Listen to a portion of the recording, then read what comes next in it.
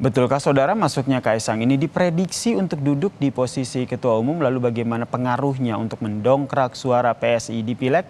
Kita bahas bersama dengan Direktur Eksekutif Indikator Politik Burhanuddin Muhtadi yang telah bergabung bersama kami di Kompas Malam. Salam sehat Mas Burhan. Salam sehat. Jadi Ya, menurut Fir. Anda ini proyeksinya memang Kaisang ini sampai duduk menjadi ketum PSI? Tentu kita harus menunggu perkembangan berikutnya, tetapi atau peluang ke arah sana sangat terbuka. Sangat terbuka ya? Pertama, kalau kita lihat indikasinya adalah pertanyaan wartawan tadi tidak dijawab secara jelas sebagai penolakan oleh Mas Kaisang. Dia meminta doa yang terbaik. Yang kedua, kalau kita lihat ada kayak semacam kode pamitan dari Bro Giring Ganesa yang sekarang menjadi ketua umum dari PSI. Dia mengatakan dia tidak bisa disebut sebagai muda, padahal PSI adalah partai anak muda.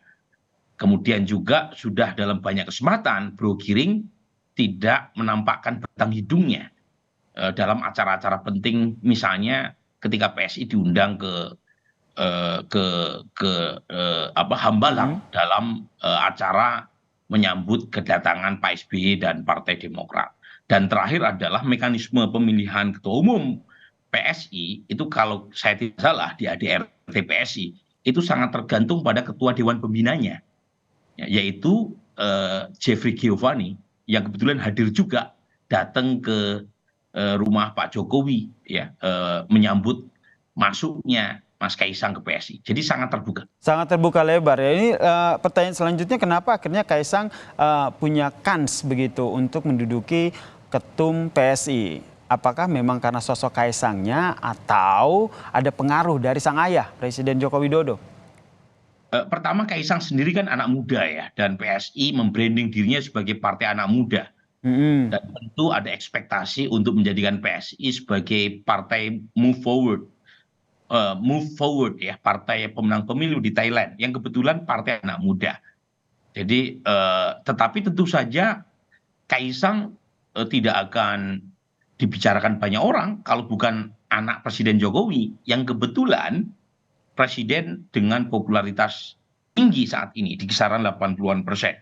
Jadi efek Jokowi ini diharapkan mampu memompa elektabilitas PSI yang sejauh ini itu masih sangat tidak aman untuk bisa lolos parliamentary threshold. Kalau misalnya Kaisang sebagai kader biasa, mungkin efek elektoralnya tidak terlihat. Tapi kalau langsung dipasang sebagai ketua umum, mungkin efek elektoralnya bisa mengangkat minimal ya meloloskan PSI ke Senayan. Ini jadi salah satu strategi PSI begitu ya, memanfaatkan popularitas dan juga potensi dari Kaisang ini untuk bisa duduk di Senayan begitu ya menurut Anda ya? Betul. Dan tentu ada potensi negatif ya yang mungkin dialami oleh sebagian partai kalau misalnya eksperimen Kaisang ini sukses mendulang suara buat PSI. Dan kalau Oke. dilihat dari sisi satu adalah partainya Pak Jokowi yaitu PD Perjuangan. Dan kalau misalnya PD Perjuangan dan yang kedua adalah basis demografi ya, terutama anak muda dan nasionalis serta segmen non-muslim itu memang yang potensial dirugikan oleh kehadiran PSI kalau misalnya dipegang oleh Mas Kaisang adalah PD Perjuangan. Oke, ini kenapa akhirnya PDI Perjuangan ini cukup dipengaruhi begitu dengan bergabungnya Kaisang ke PSI? Tadi saya sebut ya, bagaimanapun Kaisang nggak bisa dilepaskan dari sosok ayahnya. Betul. Kalau misalnya Kaisang menjadi ketua umum PSI, itu kan seolah-olah ada bacaan ayahnya ini merestui ya keterlibatan Kaisang di PSI, dan itu memberi sinyal kepada pendukung Jokowi bahwa Jokowi bukan semata-mata melabuhkan dukungan atau restunya kepada PD Perjuangan, kan ada Kaisang yang menjadi apalagi kalau menjadi ketua umum PSI. Jadi pendukung Jokowi kan seperti dapat sinyal bahwa bukan hanya PD Perjuangan saja nih, partainya Pak Jokowi dan keluarga. Ini kedepannya bakal ada potensi konflik gak sih antara PSI dan juga PDIP? Ya kan sudah terjadi ya Sir. Kan sudah terjadi dalam beberapa bulan terakhir ya. PSI merasa tidak diapresiasi dukungan kepada Ganjar. kemudian PSI tidak dilibatkan dalam rapat-rapat pemenangan partai pendukung Ganjar, dan akhirnya PSI belakangan seperti malu-malu kucing untuk mendukung Pak Prabowo, ngakunya masih belum punya capres, tapi dalam acara-acara Gerindra selalu hadir gitu.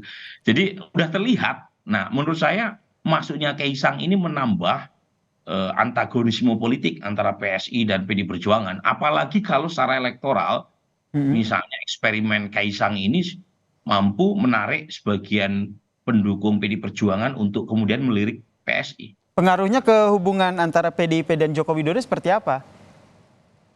Nah, dengan munculnya, jangankan sebagai ketua umum PSI ya, Kaisang masuk sebagai anggota PSI ini saja itu juga potensial mempengaruhi hubungan kedua sosok ini ya.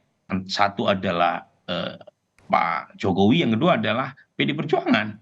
Karena kan sebelumnya sudah mulai muncul tuh ya sinyalemen bahwa Pak Jokowi dianggap main dua kaki terkait dengan Pilpres, satu kaki ke Pak Ganjar, satu kaki ke Pak Prabowo. Nah, kalau misalnya Kaisang diberi mandat sebagai ketua umum PSI, kemudian PSI akan mendukung Prabowo begitu? Prabowo Subianto sebagai capresnya, itu kan makin terbuka itu ya, hubungan yang sebelumnya coba ditutup-tutupi ya di bawah meja menjadi sangat terbuka untuk ditafsirkan ada sesuatu yang tidak baik-baik saja antara Pak Jokowi dan keluarganya dengan PDIP. Yang jelas menurut Anda ini Kaisang sangat terbuka lebar ya untuk ataupun kansnya menjadi ketum PSI ya, menggantikan Giring Ganesa ya, Mas Burhan ya? Ya, meskipun hari ini kita harus lebih sabar menunggu ya kembangan, karena baru kemarin ya Kaisang menjadi kader PSI, tetapi lagi-lagi peluang ke arah sana itu sangat terbuka untuk memimpin PSI. Baik, terima kasih Direktur Eksekutif Indikator Politik Burhanuddin Muhtadi telah bergabung bersama kami di Kompas Malam. Salam sehat Mas Burhan. Makasih.